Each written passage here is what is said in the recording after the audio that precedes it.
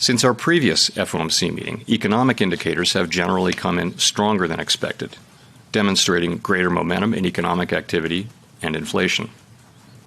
We believe, however, that events in the banking system over the past 2 weeks are likely to result in tighter credit conditions for households and businesses, which would in turn affect economic outcomes.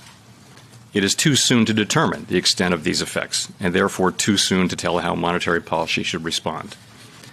As a result, we no longer state that we anticipate that ongoing rate increases will be appropriate to quell inflation.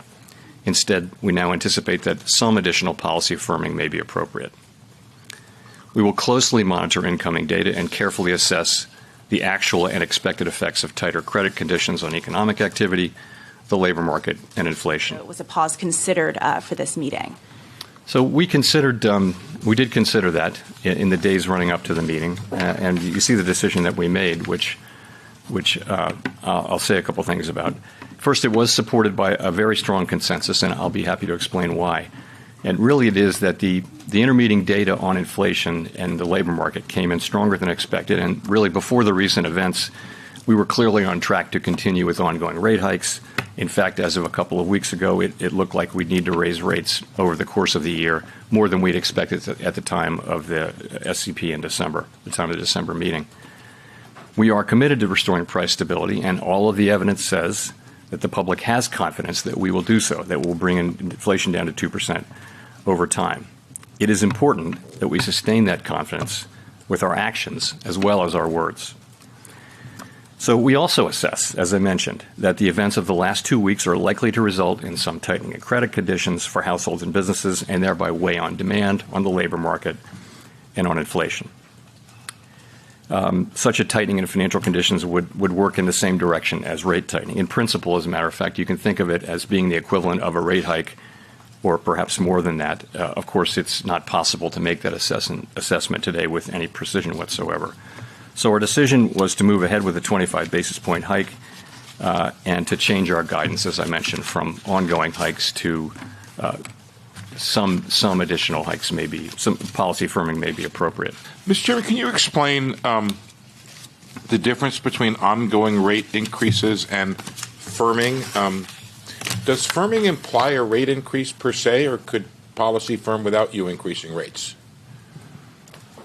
No, I think it's meant to refer to our policy rate. Really, I would focus on the words may and some as opposed to ongoing.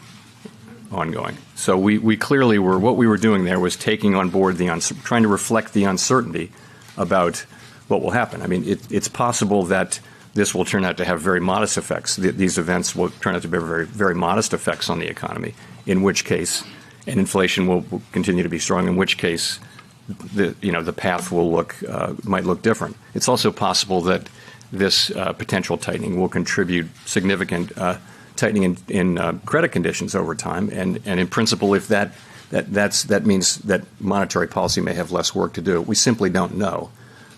So, do you have concerns that the hike you did today could further exacerbate the problem in the banks? No, I mean, with our monetary policy, we're really focused on macroeconomic outcomes. In particular, we're focused on this potential credit tightening and what can that produce in the way of tighter credit conditions. I think when we think about the situation in the banks, we're focused on our financial stability tools, in particular our lending facilities, the discount window, and also the new facility. So we published an SEP today, as you will have seen, and it shows that basically participants expect relatively slow growth, a gradual rebalancing of supply and demand in the labor market, with inflation moving down gradually. In that most likely case, if that happens, participants don't see rate cuts this year. They just don't.